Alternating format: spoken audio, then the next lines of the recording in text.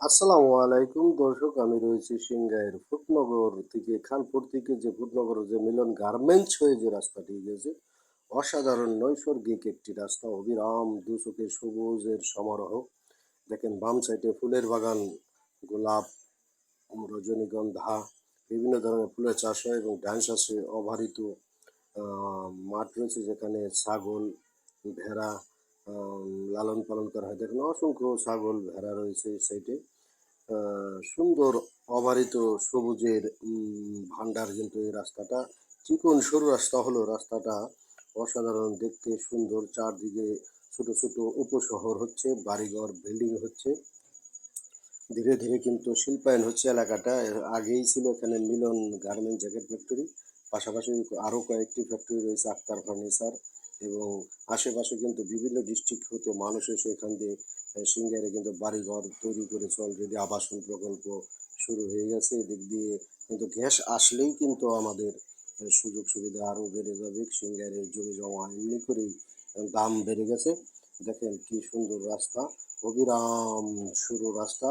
রাস্তায় এই তো সামনে দেখা যাচ্ছে মিলন গার্মেন্টস, ওপার কিন্তু সাভার। ওই যে রাস্তাটা গেলে সাভার খেয়াঘাট, এদিক দিয়ে ডাইনে মোড় কেটে কিন্তু আমি চলে যাচ্ছি খানপুরের দিকে। ফুটনগর বলে এখানে যে যে গুচ্ছু গ্রাম রয়েছে, সামনে কিন্তু গুচ্ছু গ্রাম, বামে মোড় ঘুরলেই কিন্তু সেই গুচ্ছু গ্রামটার দেখা যাবে।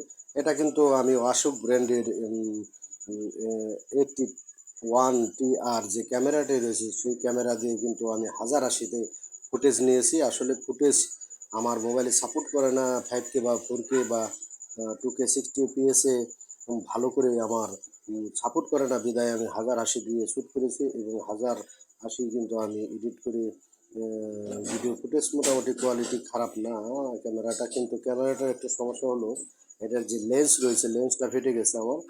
লেন্স ফেটে যাওয়ার পর আমি বৃষ্টির ভিতরে একদিন ব্যাগের ভিতরে আসছিল ক্যামেরাটা, কেমন জানি এটা কালচে, লেন্সের উপর কালচে আকার ধারণ করেছে, হয়তো পানি ভিতরে ঢুকেছে। আমি কিন্তু ভালো করে এখন এটা মেকানিকও দেখানো ঢাকা নিতে হবে। ক্যামেরাটা কিন্তু ভালো, অসাধারণ, wireless microphone, A to Z সব কিছু দেওয়া আছে এই ক্যামেরায়। ক্যামেরাটা অসাধারণ ভালো লেগেছিলো বিদায় কিনেছিলাম, কিন্তু অতি 2 মাসের মাথায় কিন্তু আমার এই ক্যামেরাটার লেন্স ফেটে যায়। এবং দ্বিতীয়ত যে আমাদের সনি যে সেন্সর রয়েছে, সেন্সরের উপর কালা জালের মতো একটা কি যেন আকার ধারণ করেছে, হয়তো আমার মনে হয় ধারণা পানি গিয়েছিল, এরকম কিছু হবে। পানি গিয়ে ওখানে জমাট বেঁধে আছে, আমি এই কারণে শ্যুট করতে পারছি না কয়েকদিন যাবত। এখানে আবার পাশাপাশি দেখেন আমি অসাধারণ একটি ভিউ, গার্মেন্টস টাইম, গার্মেন্টস ছুটি হয়েছে। এখানে অসংখ্য ফ্যাক্টরি রয়েছে, আক্তার ফার্নিচার, বিভিন্ন কোম্পানির ফ্যাক্টরি রয়েছে। এটাই যে আমাদের ফুটনগর। দেখেন গুচ্ছগ্রাম বামে, জানে যে গার্মেন্টস ছুটি হয়েছে, গার্মেন্ট শ্রমিকরা কিন্তু ইতিমধ্যে বাসায় দুপুরে যে লাঞ্চ টাইম দিয়েছে, সেই লাঞ্চ করার জন্য তারা অবিরাম বাসার দিকে চলে যাচ্ছে। এদিক দিয়েও শিল্পনগর শুরু হয়েছে, পাশাপাশি সামনে কিন্তু ওই হানিফ সংকেতের একটি বাড়ি রয়েছে, ফাগুন অডিও ভিশনের বাড়িটিও গেট করা অনেক সুন্দর, দেখতে অনেক সুন্দর। ভিতরে আমরা ভিতরে হয়তো প্রবেশ করতে পারিনি, কারণ গেট সবসময় লক করা থাকে। যাই হোক, ফুটেজ কোয়ালিটি কেমন বন্ধুরা জানাবেন, এবং বেশি বেশি লাইক শেয়ার কমেন্ট করবেন যাতে আমার চ্যানেলটা গ্রো হয়। আমি খুব আশাবাদী। ইউটিউবে কাজ করতে পারি না, ফেসবুকে যেহেতু কাজ করি বেশিরভাগই, ইউটিউবে অল্প সময়ের জন্য ভিডিও ছাড়ি। তারপরও দেখেন আমার ব্লগ ভিডিও করার জন্য খুবই শখ। আমার পাশে রয়েছে মাসুম, তিনি, আমি মোটরসাইকেল চালাচ্ছি, তিনি কিন্তু ফুটেজ নিচ্ছেন। যাই হোক, দেখা যাক, ফুটেজগুলো অসাধারণ সুন্দর হয়েছে।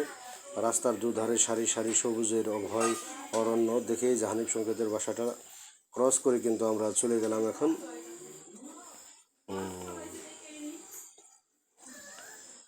ভিতরে হয়তো প্রবেশ করা যাচ্ছে না, গেট লক করা। বামে অসংখ্য আবাসন প্রকল্প রয়েছে, ডানে মেল ফ্যাক্টরি এবং বিভিন্ন সমিল রয়েছে। দেখেন বাড়িঘরও ধাপে ধাপে নদীর পাশ দিয়ে শুরু হয়েছে আবাসন প্রকল্প,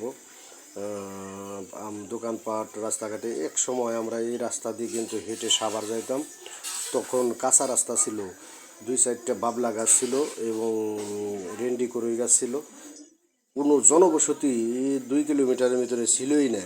আজ থেকে 20 বছর আগের কথা। এখান দিয়ে আমরা হেঁটে সাভার হাট করতাম এক সময়, সাভার হাটে যেতাম।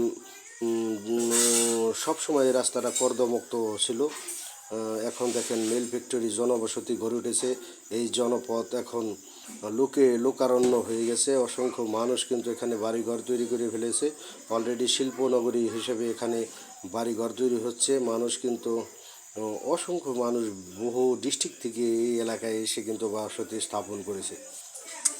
যাই হোক, আপনারা আমার সঙ্গে থাকুন, পাশে থাকুন। লতিমণ্ডল ব্লগ থেকে আপনাদের শুভেচ্ছা জানিয়ে আজকের মতো এখানে ইতি টানছি। ধন্যবাদ সবাইকে।